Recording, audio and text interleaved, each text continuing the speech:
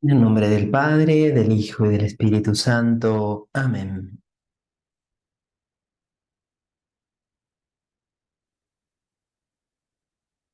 Dios te salve María, llena eres de gracia, el Señor es contigo. Bendita tú eres entre todas las mujeres, y bendito es el fruto de tu vientre, Jesús. Santa María, Madre de Dios, ruega por nosotros pecadores, ahora y en la hora de nuestra muerte. Amén. Nuestra Señora de Fátima, ruega por nosotros.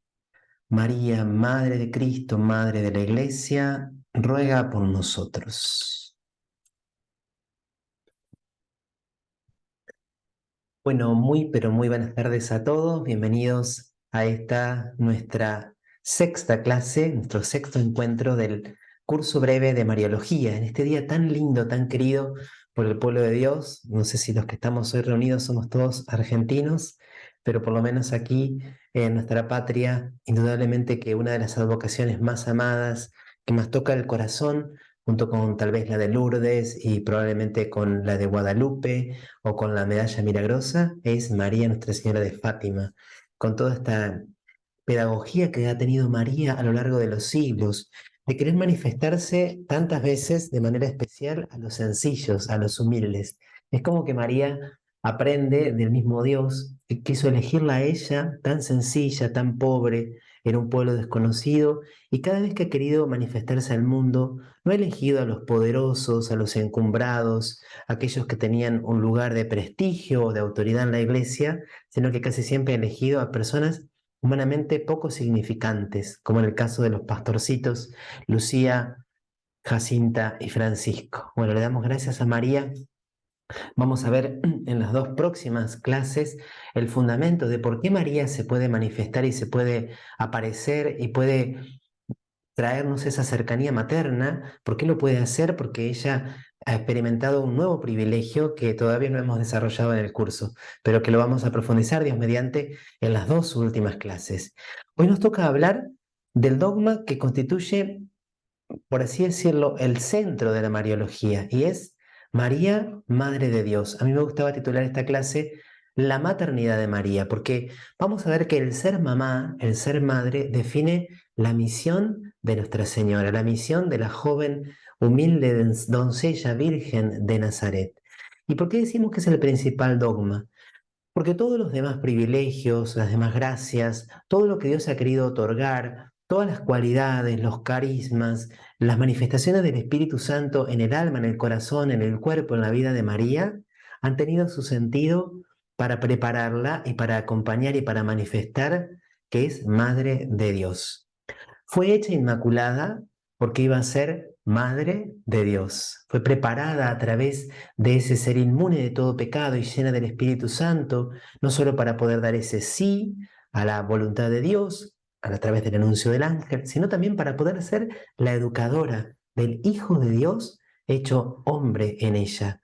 ¿Por qué la maternidad divina también explica la virginidad? Porque justamente decíamos en la clase de ayer, la virginidad de María antes del parto, durante el parto y después del parto manifiesta que el hijo que ella trae al mundo no es un hombre sencillamente, no es una persona humana, sino que es persona divina, que tiene como único padre a Dios mismo, a Dios Padre. Ella le permite a este hijo de Dios recibir, asumir una segunda naturaleza, la naturaleza humana.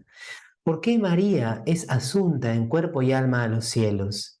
Porque a través de la maternidad se ha unido plenamente a la misión del Hijo, porque ella es nueva Eva, pero también podemos pensar que en María no era legítimo imaginar que ese cuerpo del cual había tomado la sustancia el Hijo de Dios al encarnarse, que ese útero, que esos brazos, que ese cuerpo que había sido el primer sagrario de la historia de la humanidad, experimentara la corrupción. Como decía ese salmo, Salmo 15, que luego van a aplicar a nuestro Señor Jesucristo, los apóstoles, tú no dejarás que el justo vea la corrupción.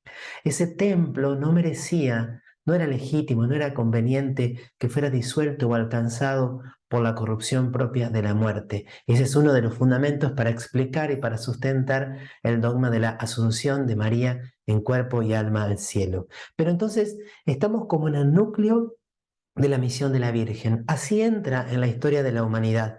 Recordemos que el texto más antiguo del Nuevo Testamento que se refería a María Santísima decía que en la plenitud de los tiempos Dios envió a su Hijo, nacido de una mujer. María es la madre del Hijo enviado por el Padre para que todos llegáramos a ser hijos de Dios.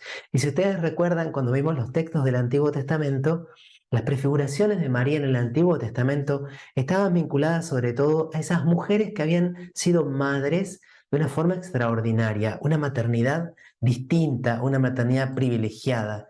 También decíamos que los dos únicos textos que en sentido literal nos hablan de María, aunque también podemos añadir uno tercero, que es el de Miqueas, es el de Eva, cuando Dios le habla a la serpiente, perdón, y le dice, pongo enemistad entre ti y la mujer, él te aplastará la cabeza y tú les echarás el talón. Y el texto de Isaías, donde se anunciaba la maternidad de una virgen. Siempre es María madre. Por eso yo les comentaba que en la antigüedad era mucho más frecuente que se representara siempre a María con el niño, porque a eso vino al mundo. Vino para cumplir una preciosísima misión que es la de ser madre del Hijo de Dios. Ahora, me encanta hablar de la maternidad de María y no solamente en esta clase de María como Madre de Dios, porque una consecuencia inmediata, totalmente natural y lógica de la maternidad divina de María es que ella es madre de los redimidos. No solamente fue madre de Jesús, que es su primogénito, sino que es también madre de todos los hermanos de Jesús. Es madre de todos los hijos de Dios. Es madre de cada uno de nosotros. Y aquí es donde tal vez el curso de Mariología se va volviendo como mucho más personal, como vamos a ver al final de la clase de hoy y en las próximas dos que siguen. ¿Cómo toca esto mi vida?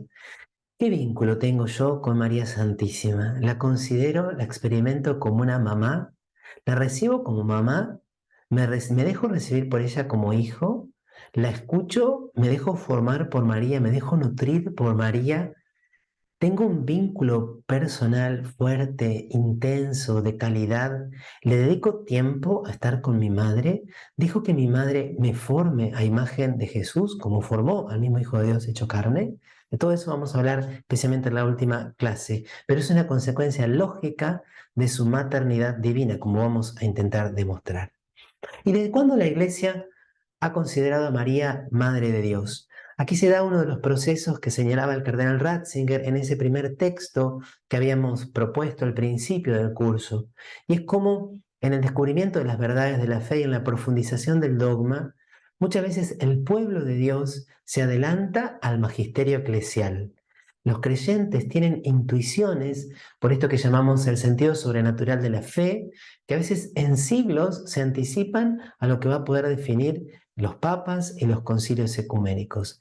Y por eso el pueblo de Dios, los creyentes, los simples fieles, han descubierto en María un misterio preciosísimo y desde el siglo III al menos la invocaban con esta oración, que cuando fue, recuerden, la pandemia, especialmente ese primer año que fue de mayores dificultades para vivir la fe, una de las oraciones que propuso el Papa Francisco para pedir por el fin de la pandemia y la protección de María fue que recuperemos esta: bajo tu amparo nos acogemos, Santa Madre de Dios. Santa Madre de Dios. En el siglo III, en Egipto, se encontró un manuscrito que ya da testimonio de esta oración en griego. Y hay testimonios también bastante antiguos de cómo se rezaba en otros idiomas, en copto, en siríaco, por supuesto también luego pasó al idioma latino. Una oración que desde el año al menos 250 los fieles utilizaban y en la cual reconocían los dos privilegios de María: su maternidad divina, Theotokos, Madre de Dios, y también aquí aparece la virginidad, o Virgen gloriosa y bendita. Pero entonces, si bien el pueblo de Dios desde el origen ha considerado a María Madre de Dios con mucha naturalidad, el pueblo de Dios no lo explicaba. El pueblo de Dios no podía hacer teología aún o profundizarla desde el punto de vista técnico. Simplemente era su corazón filial el que lo movía. Y lo que favoreció el desarrollo y la clarificación en los términos fue la aparición de un personaje llamado Nestorio. Vamos a ubicarnos primero en el año 428 después de nuestro Señor Jesucristo. Había en esa época dos grandes ciudades. Las dos eran ciudades imperiales, Roma y Constantinopla. Constantinopla es donde hoy está ubicada la ciudad de Estambul. Pero Roma, ya para ese año, para esa época, la primera mitad y sobre todo llegando a la mitad del siglo V, Roma había decaído muchísimo en su importancia civil. El Papa vivía en Roma, pero civilmente la ciudad estaba cada vez más débil y estaba a punto de caer lo que nosotros estudiamos en la escuela secundaria, el Imperio Romano de Occidente. Por lo tanto, la sede de Constantinopla era muy, pero muy importante. Era una ciudad que ya era considerada ciudad imperial y el obispo de Constantinopla, en algún sentido, era la segunda persona más importante en toda la iglesia, el patriarca de Constantinopla. Bueno, ¿quién era el patriarca de Constantinopla? Nestorio. Piensen bien esto, ¿no? Estaba el Papa y después venía Nestorio como persona con autoridad, con prestigio y con importancia dentro de la iglesia. Pues bien, el 24 de diciembre de 428, Proclo de Constantinopla pronuncia un sermón donde llama a María Madre de Dios.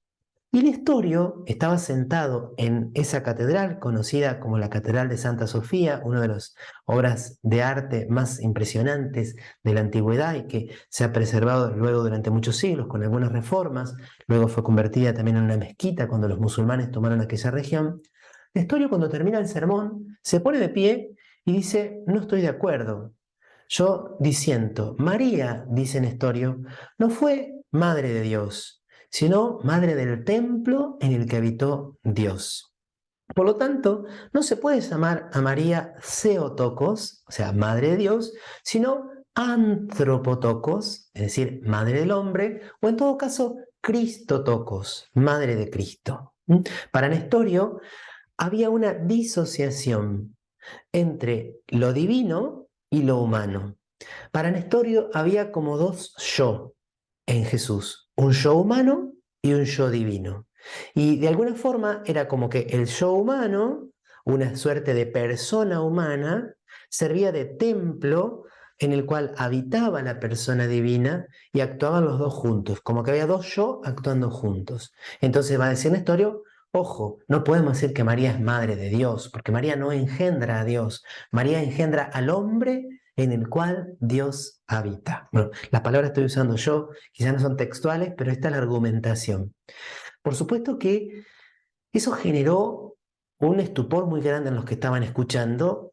El pueblo de Dios ya hacía muchísimo tiempo que profesaba su fe en María, Madre de Dios, y quedaron escandalizados. Y cuentan los historiadores que aquel pueblo de Dios era bastante aguerrido, de manera que le empezaron a hacer un boicot a su obispo. Los actos, las misas donde estaba Nestorio, los fieles no iban, no participaban porque estaban en desacuerdo con lo que su obispo había enseñado. También se cuenta que empezaron a reclamar y a proclamar que era necesario defender el honor de María, pero lo que estaba en juego en el fondo era también el misterio de Cristo, la cristología. Por eso, cuando nosotros decíamos al principio la importancia de la mariología, es que comprender adecuadamente la mariología nos ayuda a comprender adecuadamente cómo es el misterio de Jesucristo, en qué sentido es verdadero Dios y verdadero hombre.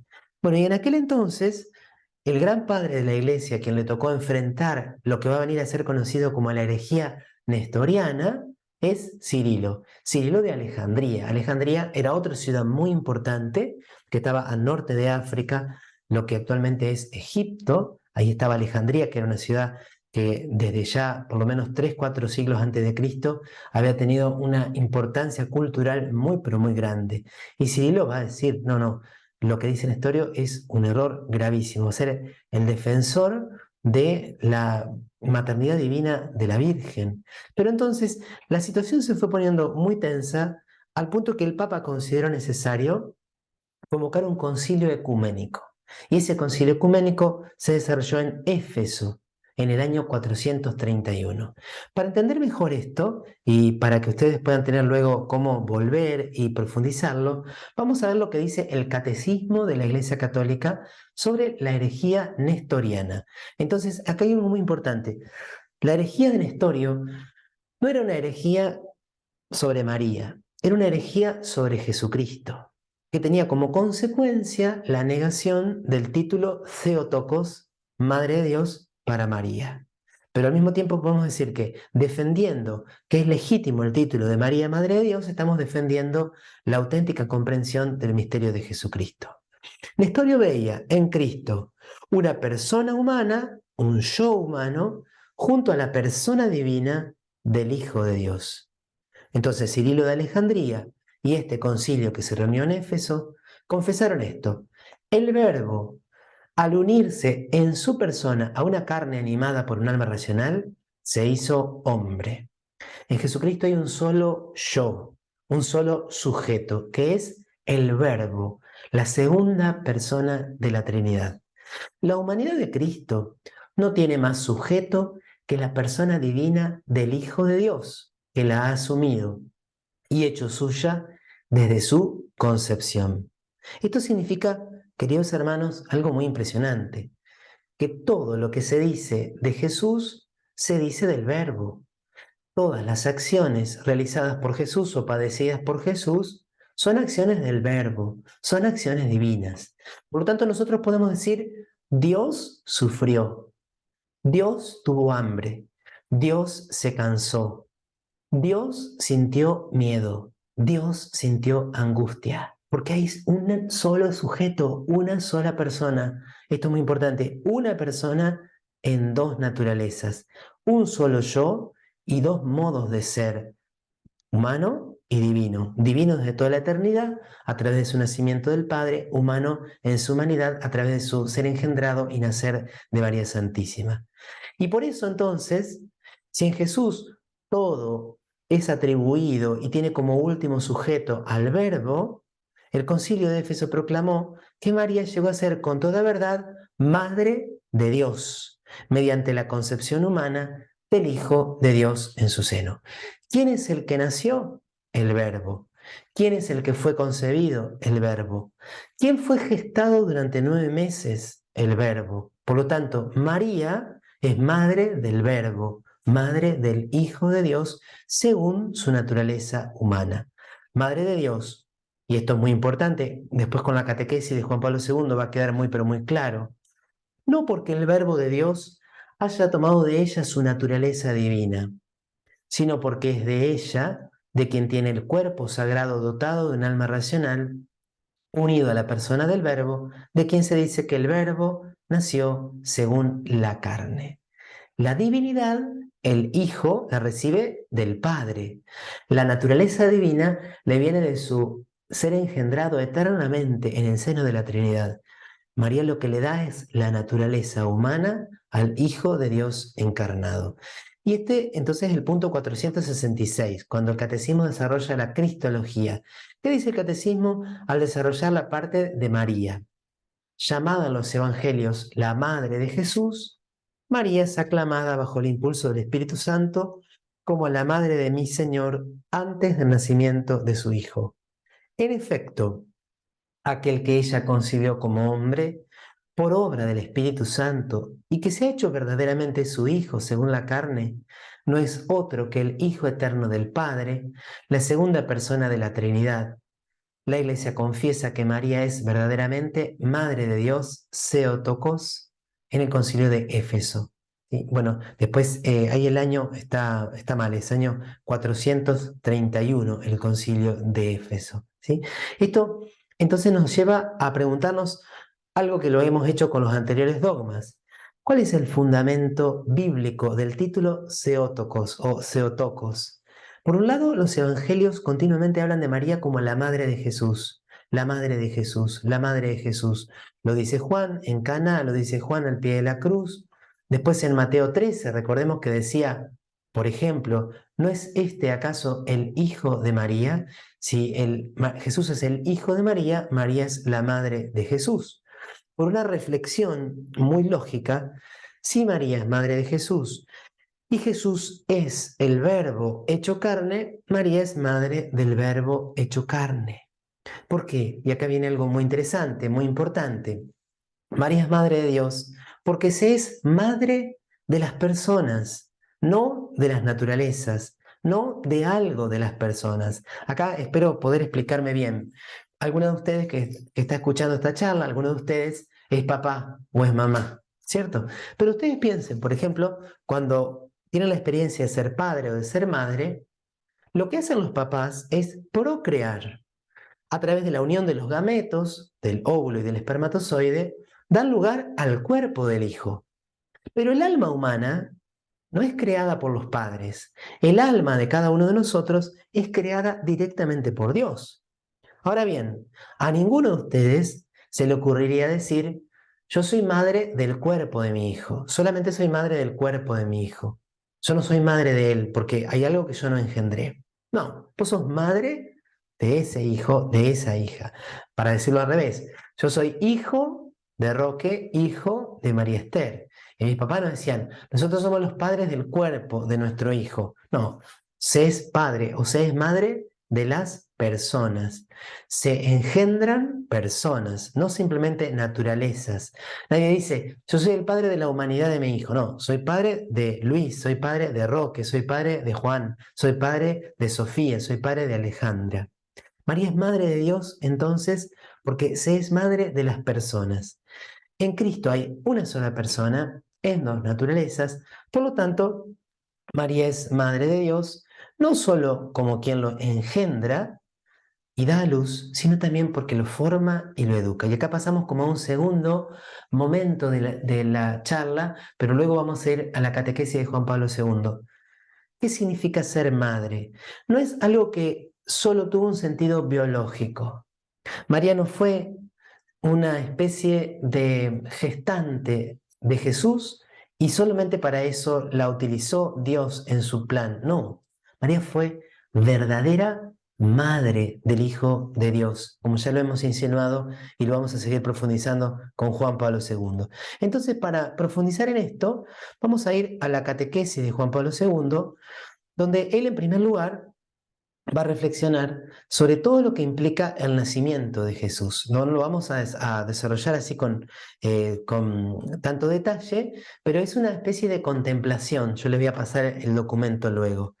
Se pone a contemplar, se pone a rezar Juan Pablo II, y la verdad que es muy hermoso, nos hace mucho bien imaginarla a María en Belén, imaginar cómo fue ese momento que fue de alegría y también de angustia, la austeridad, la pobreza, también la experiencia del rechazo que experimenta el Hijo de Dios, este hijo que luego va a decir, no tengo dónde reclinar la cabeza. También dice el Papa la importancia de ver a María al servicio del Hijo. Esta acción de María de dar a luz, de envolver en pañales, de acostarlo en un pesebre, es el resultado de su plena disponibilidad a cooperar en el plan de Dios. María, que vive en la suma pobreza, debe acostarlo en un pesebre, que era una cuna improvisada que contrasta con la dignidad del Hijo del Altísimo. La paradoja de este Dios que siendo rico se hizo pobre para enriquecernos con su pobreza, como va a decir luego San Pablo. También esta experiencia del rechazo que mencionábamos recién, y aquí se empieza a vislumbrar cómo también María comienza a ser asociada al destino de sufrimiento del Hijo, siendo partícipe a través de él de la misión redentora.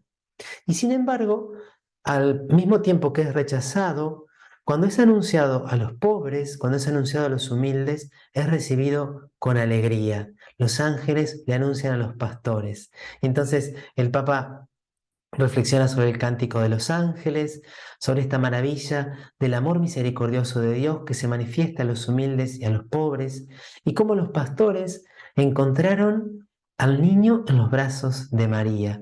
María es la primera custodia. Decimos que María es el primer sagrario de la historia de la humanidad, pero María es también la primera custodia. La diferencia entre el sagrario y la custodia, que la custodia deja ver la hostia consagrada. Bueno, la Madre de Dios muestra con alegría a los pastores a su Hijo primogénito. A eso ha venido al mundo, a darnos a Jesús. Hay un canto muy hermoso que dice, danos, oh María, fuerza, amor y luz, en el pan de vida, danos a Jesús. O por ejemplo, en la salve, cuando nosotros decimos, después de este destierro, muéstranos a Jesús, fruto bendito de su vientre.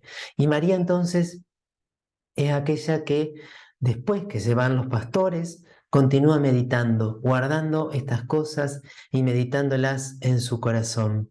María comparte la admiración, la alabanza de los pastores, mantiene en su corazón los recuerdos y los profundiza a través de esa meditación, dejando que los acontecimientos de su hijo entren en el núcleo más íntimo de la persona. Y esto también es un símbolo de lo que ha de hacer la Iglesia, que son todos estos siglos de profundización teológica de la Iglesia.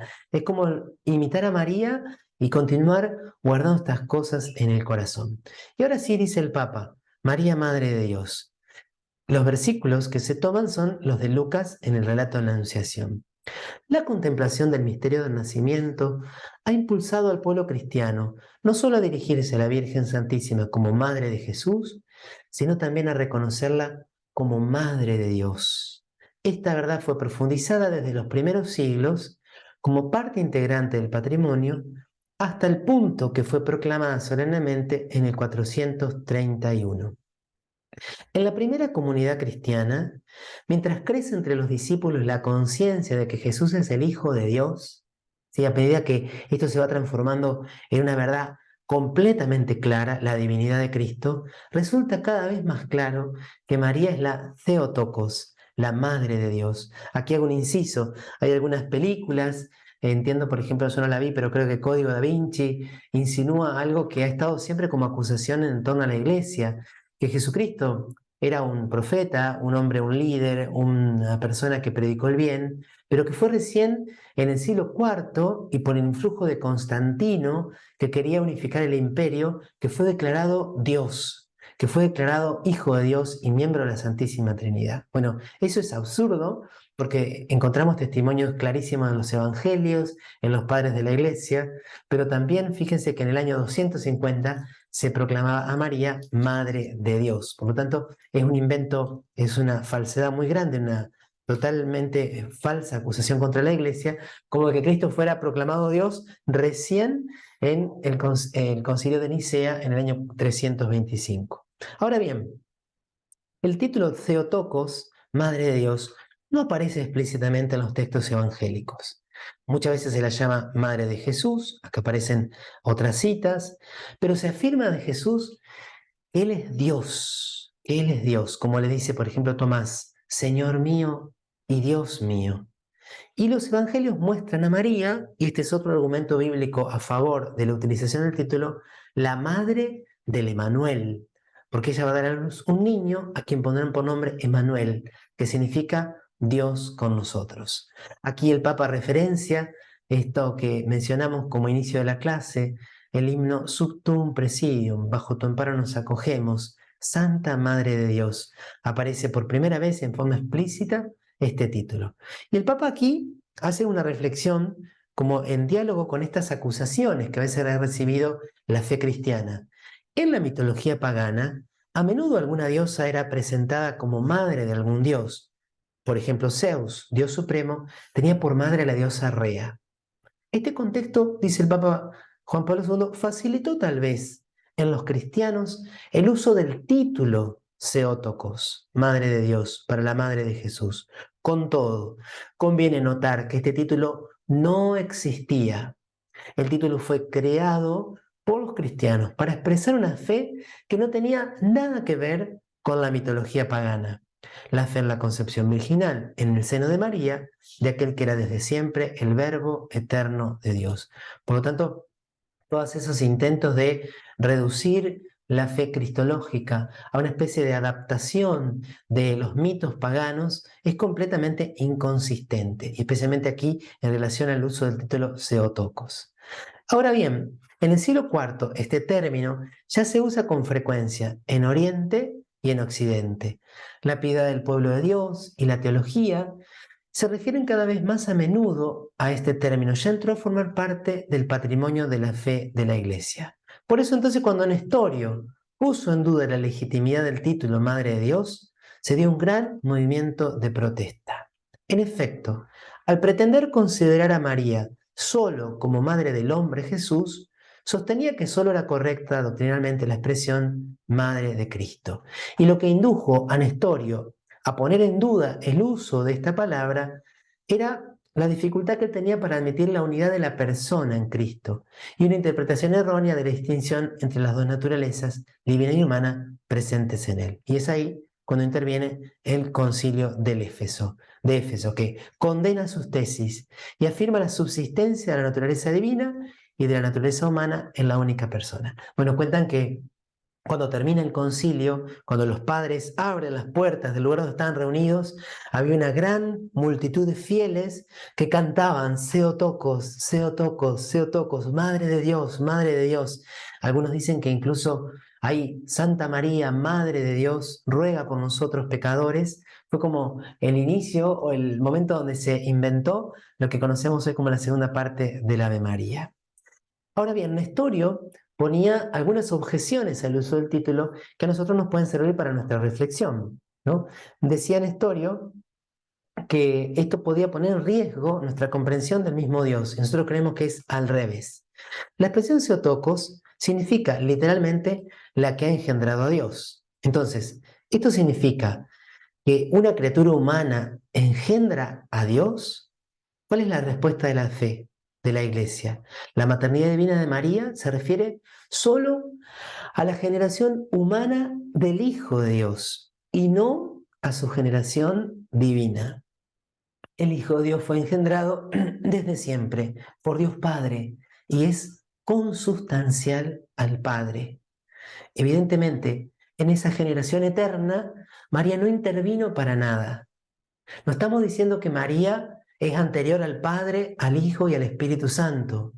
Y acá de nuevo, fíjese cómo el misterio de María nos hace ver con claridad que la Trinidad es real, que son tres personas distintas.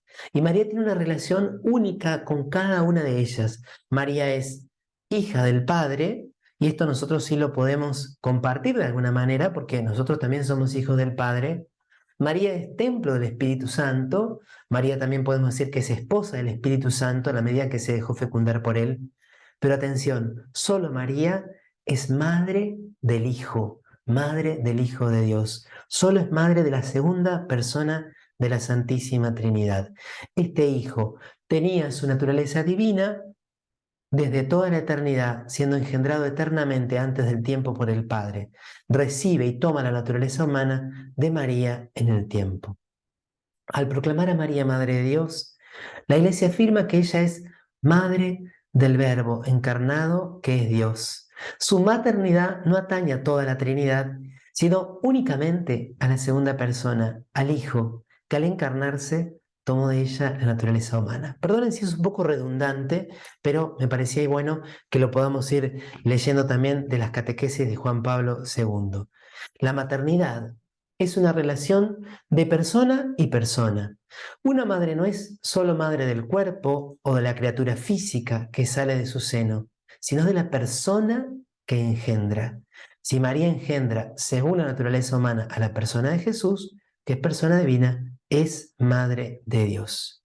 Y cuando proclama a María Madre de Dios, la Iglesia profesa en una única expresión su fe en el Hijo, es un dogma cristológico, y su fe en María es un dogma mariológico. Esta unión entre Jesús y María aparecía ya en el concilio. Los padres, en realidad, lo que querían defender es la divinidad de Cristo. Y a pesar de esas objeciones antiguas y recientes sobre la importancia de reconocer a María ese título, los cristianos de siempre lo han interpretado correctamente, como una expresión privilegiada de la fe en la divinidad de Cristo y del amor a su madre. Y en la Theotokos, de nuevo, la Iglesia encuentra la garantía de la realidad de la encarnación. Como dice San Agustín, si la madre fuera ficticia, sería ficticia también la carne y serían ficticias también las cicatrices de la resurrección. Si María no fue madre verdaderamente, Dios no se hizo hombre verdaderamente. Y el que murió en la cruz por vos y por mí fue un simple hombre. No fue Dios dándonos participación en su misma vida. Fue simplemente un profeta, un sabio, un santo, pero no Dios mismo. Por lo tanto, la expresión Madre de Dios, con la cual nosotros contemplamos con asombro y celebramos con veneración a María, nos conduce y nos dirige al Verbo de Dios, y al misterio de la encarnación y a su humildad. Él asume la humildad de la condición humana para darnos la filiación divina. Como van a decir los santos, Ireneo, luego San Agustín, también Santo Tomás, Dios se hizo hombre para que el hombre llegara a ser hijo de Dios. Y sin embargo, este Dios no quiere imponerse a María.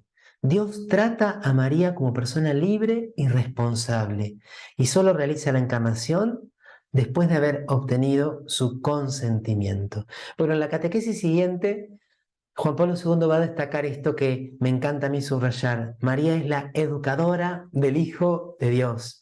Fue la mamá de Jesús. María dio el pecho a Jesús. María le enseñó a comer a Jesús, le enseñó a hablar. María lo bañaba, lo limpiaba. María le curaba cuando Jesús se lastimaba. Lo cuidaba por las noches si había mosquitos.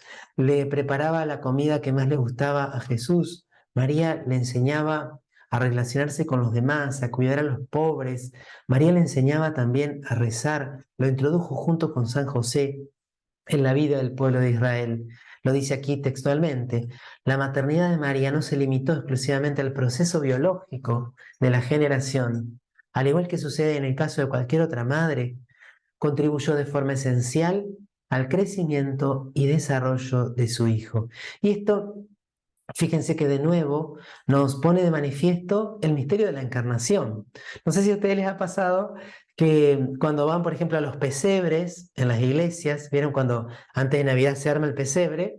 O el día de la Nochebuena que besamos al niño, a veces las estatuitas del niño, parece un niño ya de 5 o 6 años. De hecho, en los evangelios apócrifos se decía que Jesús apenas salió del seno de la Virgen, de la panza de María, se puso a hablar y empezó a decir, he aquí que yo soy la segunda persona de la Santísima Trinidad, el Verbo de Dios hecho hombre.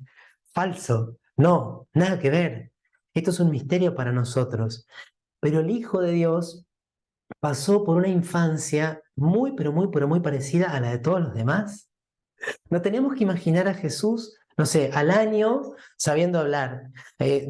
Recuerdo que se hacían así como chistes o preguntas capciosas. Si yo les digo a ustedes, por ejemplo, Jesús a los 2 años sabía inglés y alguno puede decir, no, ¿cómo va a ser inglés? Ah, pero no era Dios y Dios no sabe todas las cosas. Y ahí parece como que te quedas un poco pensando, bueno, pero si era Dios, sabía todas las cosas.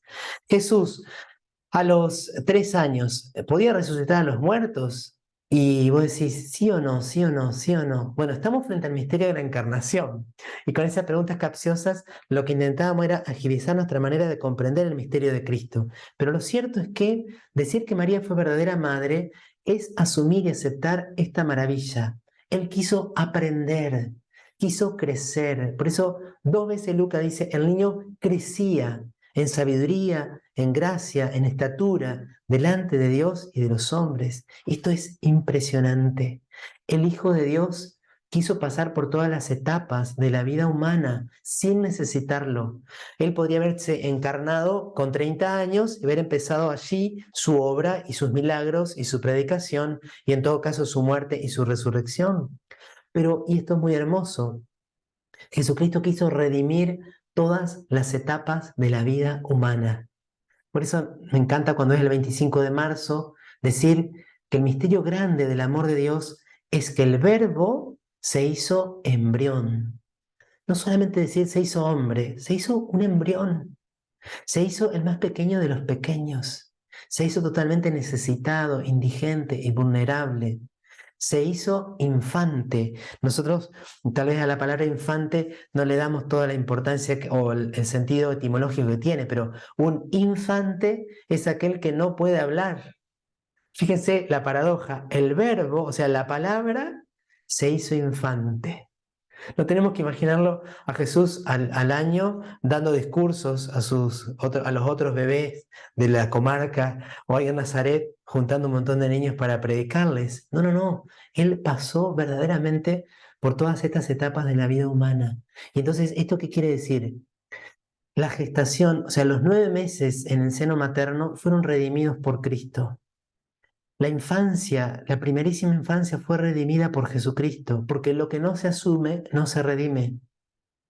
La infancia segunda o la etapa más tranquila, esa etapa hermosa de los 6 a los 10 años de la infancia, que suele ser como la etapa más tranquila de la infancia, fue redimida por Jesucristo. La pubertad fue redimida por Jesucristo. La adolescencia fue redimida por Jesucristo. Jesucristo fue un adolescente, Dios fue un adolescente. Esto yo sé que a algunos nos puede chocar, pero eso es el misterio de la encarnación. Entonces fíjense que afirmar la maternidad divina es afirmar todo esto y es afirmar la realidad de la encarnación y hasta qué punto Él quiso hacerse necesitado y dependiente de una madre. Vamos entonces ahora a continuar con la segunda parte del desarrollo. Quizá no lo voy a poder terminar ahora, pero sí al menos enunciarlo. Yo solamente completo, entonces esto ya lo acabo de comentar aquí, pero lo completo con lo que veníamos charlando recién. La afirmación de la maternidad divina pone de relieve el anonadamiento infinito del amor del Hijo. Tan real es su encarnación que quiso tener una madre y quiso necesitar de una madre y quiso ser enseñado por una madre, y quiso ser educado por una madre, quiso vivir todas las etapas de la vida humana, y quiso también, esto es muy hermoso, santificar los vínculos, el vínculo filial. Bueno, esto no lo sabemos porque no están los evangelios, pero a mí me encanta pensar que también Jesús tuvo abuelos, es decir, los tuvo, pero los conoció y también quiso sanar y quiso redimir y quiso resignificar el vínculo con los abuelos, el vínculo con los primos, los vínculos de amistad. Jesús tuvo amigos, quiso dar sentido y resignificar y transfigurar el misterio del sufrimiento, porque lo que no se asume no se redime.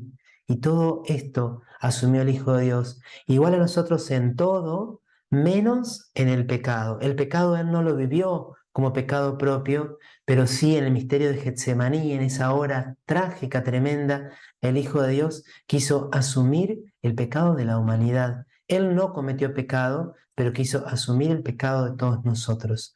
Y aquí entonces pasamos como a la segunda fase.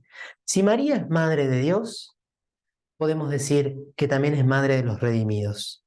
Si María es madre de Jesucristo, que es Dios, María es madre de todos aquellos que fueron rescatados por Jesucristo. Y si María es madre de Cristo y Cristo es la cabeza de la iglesia, María es madre de la iglesia. Para decirlo más sencillamente, si es madre de la cabeza, es madre de los miembros, ¿no? Ninguna persona diría, no, yo soy madre de la mano, pero no soy madre del resto del cuerpo. Soy madre de la oreja, pero no soy madre del resto del cuerpo. María es madre de la cabeza. Y Cristo y su iglesia, Cristo y los redimidos, forman un único Cristo total. Justo ayer, en la liturgia de las horas que rezábamos a la mañana, junto con el seminarista que vive aquí en la parroquia, aparecía este texto impresionante del beato Isaac de Estela. Así como la cabeza y el cuerpo forman un solo hombre, así también el Hijo de la Virgen y sus miembros elegidos forman un solo hombre y un solo Hijo del Hombre. Dice la Escritura, el Cristo íntegro y total lo forman la cabeza y el cuerpo, ya que todos los miembros juntos forman un solo cuerpo, el cual, junto con la cabeza, constituye un solo Hijo del Hombre, un solo Hijo de Dios, por su unión con el Hijo de Dios en persona, el cual a su vez es un solo Dios por su unión con la divinidad. Por lo tanto, todo el cuerpo, unido a la cabeza, es hijo del hombre e hijo de Dios y a un Dios. De ahí estas palabras: Padre, quiero que todos sean uno, como nosotros somos uno. El Cristo íntegro y total, el Cristo total, la cabeza y los miembros. Por eso, si alguien nos dijera, ¿por qué ustedes los católicos afirman que María es madre de todos los cristianos? La primera respuesta, la más sencilla, es decir, los cristianos y Cristo formamos un único cuerpo. Él es la cabeza, nosotros los miembros. María es madre de la cabeza, María es madre de todos aquellos que por el bautismo hemos sido hechos miembros de Cristo cabeza. Esa sería como la primera razón para afirmar la maternidad universal de María. Pero Dios no quiso que esto fuera algo como simplemente automático, como que María en la Anunciación dijera sí a ser la madre del Hijo de Dios y le viniera todo lo demás y ella es como que dijera, uy, no me avisaron. A mí me preguntaron si quería ser madre del Mesías, madre del Hijo del Altísimo, y resulta que ahora tengo un montón de otros hijos más.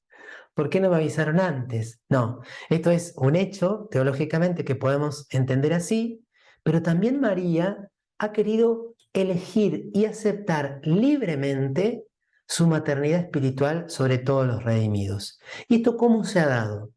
Recordemos que cuando pensamos en nuestro ser engendrados como hijos de Dios, el evento clave es la cruz. ¿Cómo nosotros formamos parte del misterio de Jesús? A través de su Pascua, a través de la entrega del cuerpo y de la sangre de Cristo en la cruz, en el Calvario, y también en la Eucaristía.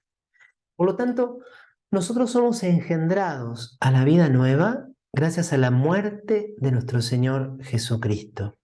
Y entonces, María es madre de los redimidos porque también ella estuvo presente y participó en aquella hora en la cual nosotros éramos engendrados. Todos comenzamos a ser hijos de Dios por la entrega de Cristo en la cruz. María, como nueva Eva, como colaboradora de la redención, es también quien acompaña al nuevo Adán y se convierte allí en madre de los vivientes. Y acá vamos a mencionar, aunque no lo vamos a leer tan en detalle, la catequesis de Juan Pablo II, porque justamente la maternidad de María sobre todos nosotros es una consecuencia de su colaboración con la obra de la redención. Ella está presente, ella participa y ella da su consentimiento en el momento en que nosotros somos engendrados y nacemos como hijos de Dios, es decir, en el momento de la cruz, en el momento de la entrega de su Hijo en el Calvario. Y esto es importante, lo que les decía, del consentimiento, porque no es que como que nosotros vinimos así por sorpresa y María no tuvo oportunidad de decir que no. No, María colaboró con la obra de la redención libremente, voluntariamente, cuando estuvo allí al pie de la cruz, asociando sus dolores a los dolores del Hijo. Esto lo desarrolla Juan Pablo II en esta catequesis, me faltó la fecha aquí, sobre María como cooperadora en la obra de la redención. Ya San Agustín atribuye a la Virgen esta calificación. Y aquí se subraya que María tiene una acción conjunta y subordinada a Cristo Redentor. Claro, como lo desarrollé en la charla sobre corredención, algunos tenían temor de que se quisiera poner a María al mismo nivel de Cristo. En realidad la enseñanza de la Iglesia destaca con claridad la diferencia entre la madre y el hijo. Siempre María actúa en subordinación de, de madre, pero siempre como colaboradora, como cooperadora. El único redentor es Cristo. María coopera con él, siempre subordinada. San Pablo, por ejemplo, en su primera carta a los Corintios dice, somos colaboradores de Dios. El hombre puede colaborar con Dios.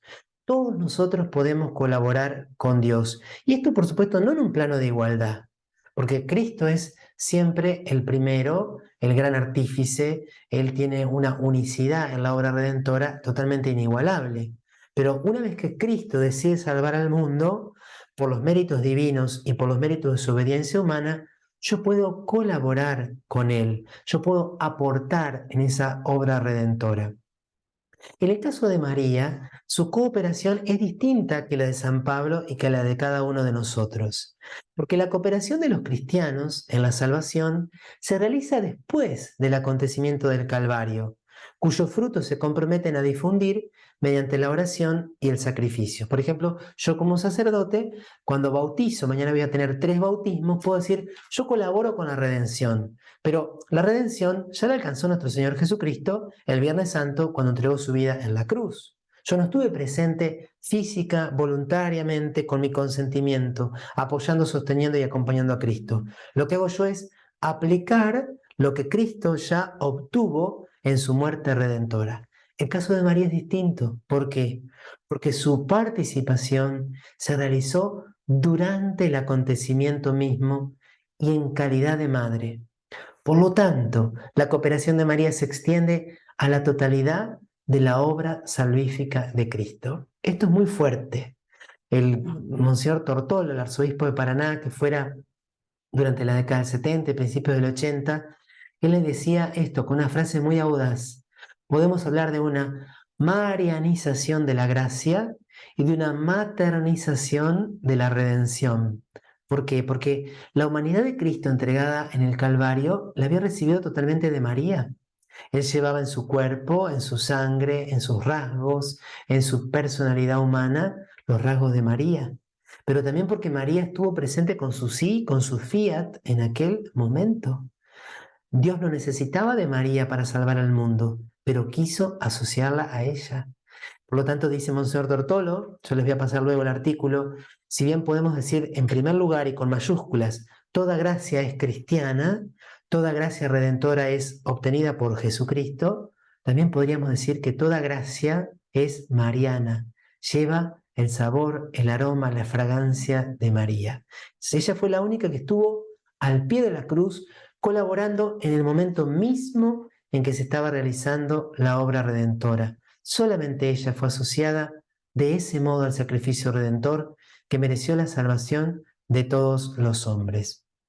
Y entonces, este particular papel que desempeñó la Virgen tiene como fundamento su maternidad divina. Acá está cómo se relacionan maternidad divina, cooperación a la redención, maternidad espiritual.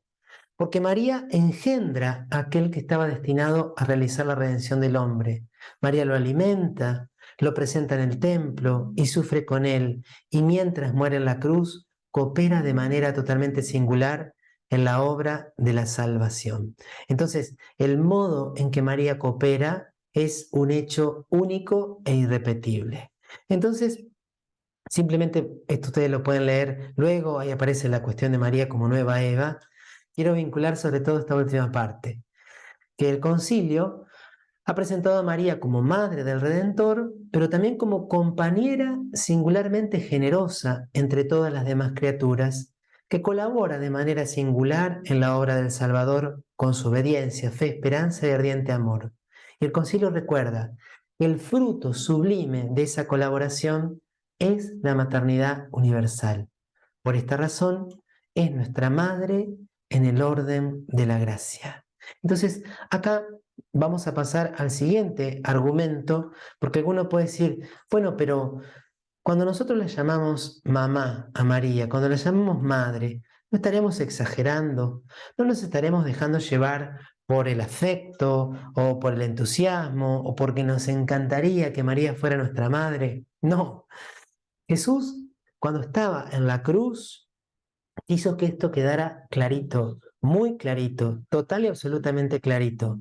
Y los santos y el magisterio de la iglesia nos ha dicho, no es que en la cruz María comienza a ser madre de los cristianos. Recordemos, el primer argumento es, María es madre de la cabeza, por lo tanto es también madre de los miembros. María ya era madre de los cristianos, madre de los redimidos, al ser madre del Salvador, del Redentor, de la cabeza de la iglesia. En la cruz, Cristo declara lo que ya era un hecho. Dice, aquí, ahí tienen a su madre. Ya era madre. En ese momento, aquella que ya tenía de algún modo a todos sus hijos en lo más profundo de su corazón y que estaban todos ya en el corazón de Jesús, en el amor redentor del corazón de Jesús, en la cruz María los está dando a luz. Y también Cristo, en ese lugar, en ese momento tan importante, nos indica cómo tenemos que mirarla a María. La tenemos que mirar como mamá. Acá, entonces se abre todo un campo de espiritualidad mariana.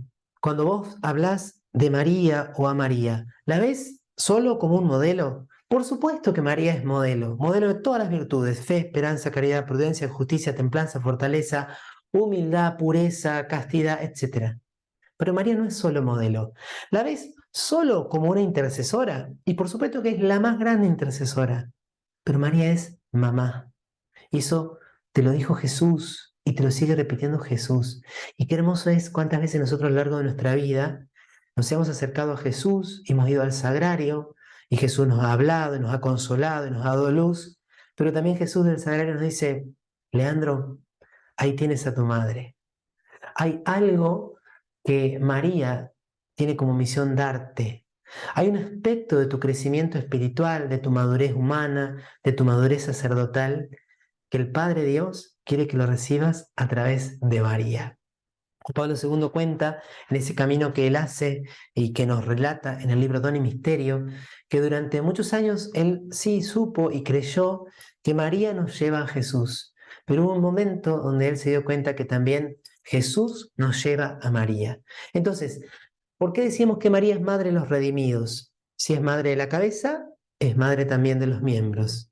María colabora, coopera, está presente, participa en el momento en que somos engendrados los hijos de Dios, que es en el momento del sacrificio redentor de la cruz.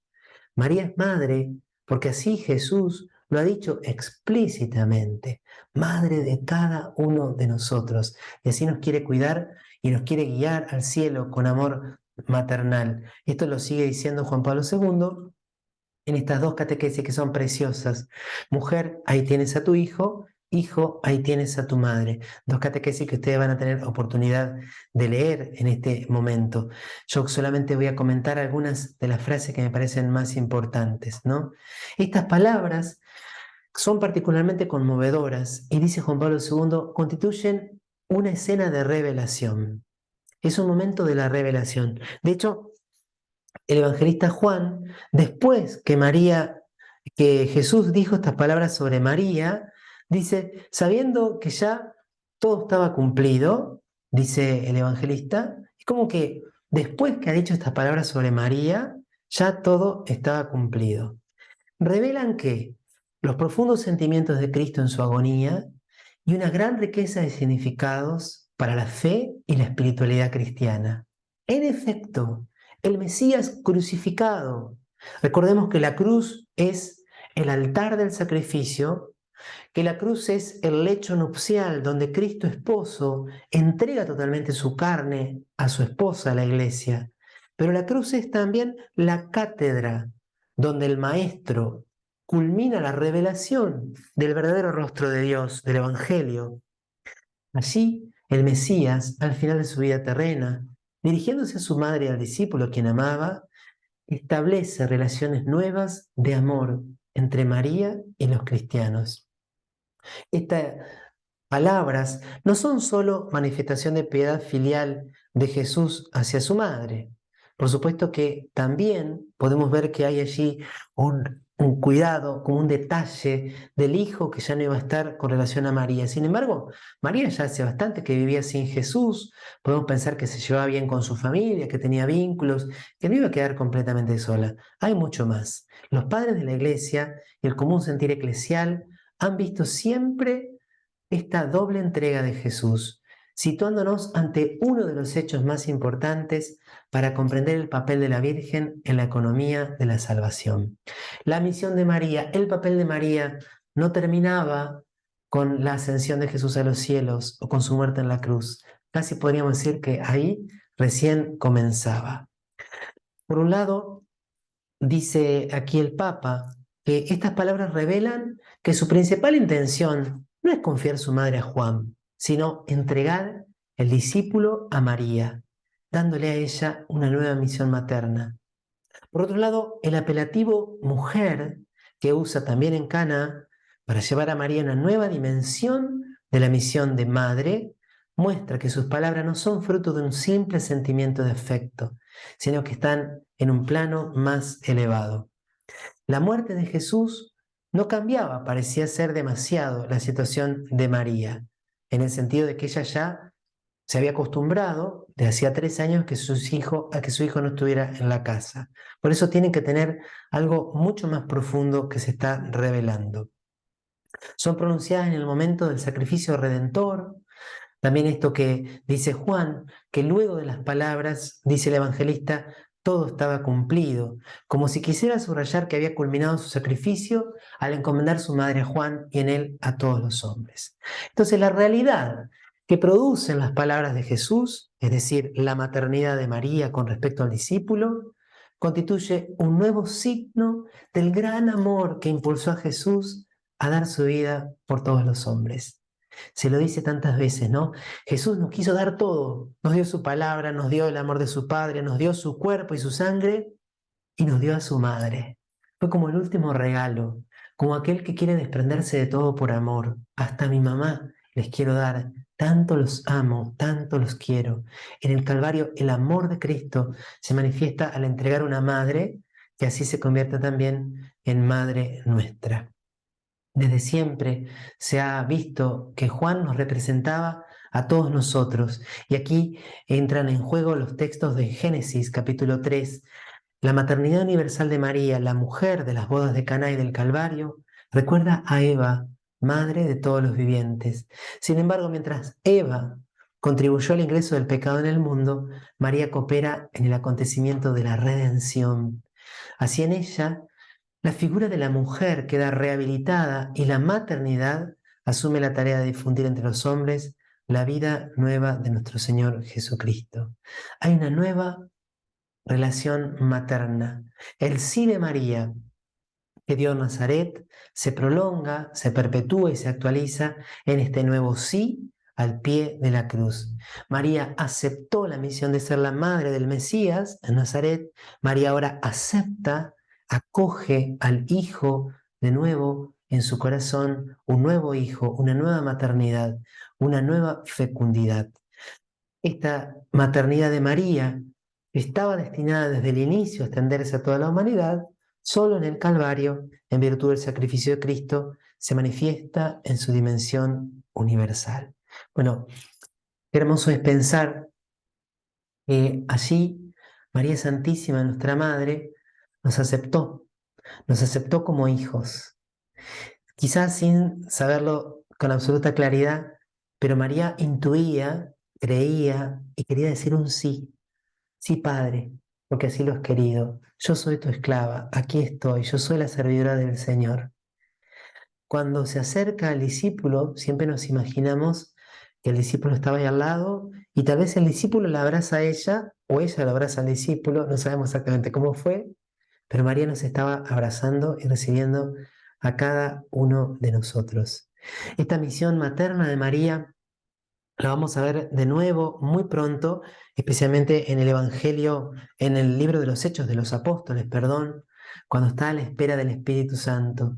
También en el libro del Apocalipsis, capítulo 12, se va a hablar de los otros hijos de la mujer, que somos cada uno de nosotros. Pero bueno, con esta referencia quiero ir terminando la clase de hoy y quiero invitarlos a que en este día 13 de mayo también nos acerquemos al corazón de María.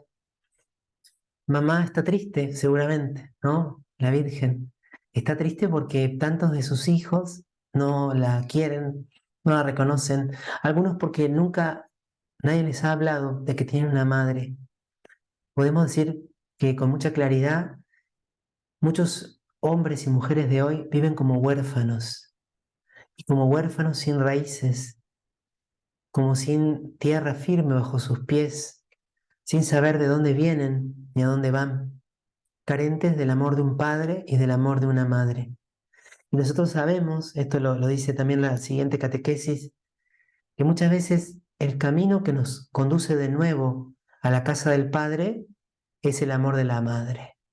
¿Cuántas personas en los santuarios marianos se han encontrado después de mucho tiempo con una mirada de ternura, con un amor misericordioso que tiene al principio rasgos maternos?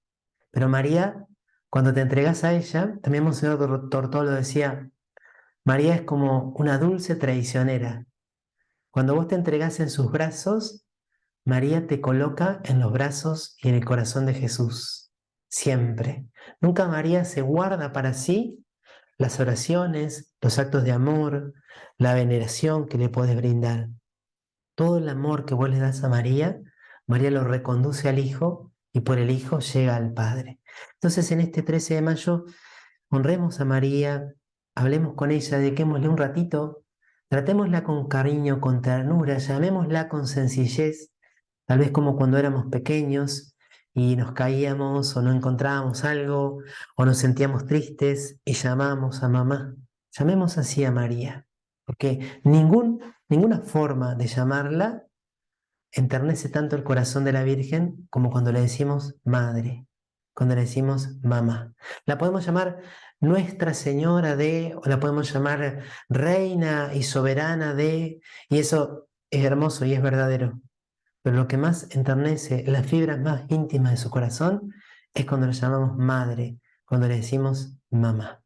Así que a ella nos consagramos al final de esta clase y les deseo que tengan una hermosa tarde de sábado y que comiencen a vivir el domingo con una enorme alegría por este Cristo que después de morir resucitó y vive para siempre. Bendita sea tu pureza y eternamente lo sea, pues todo un Dios se recrea en tan graciosa belleza. A ti, celestial princesa, Virgen Sagrada María, yo te ofrezco en este día alma, vida y corazón. Mírame con compasión, no me dejes, Madre mía. Y la bendición de Dios Todopoderoso, Padre, Hijo y Espíritu Santo, descienda sobre ustedes y permanezca para siempre. Amén.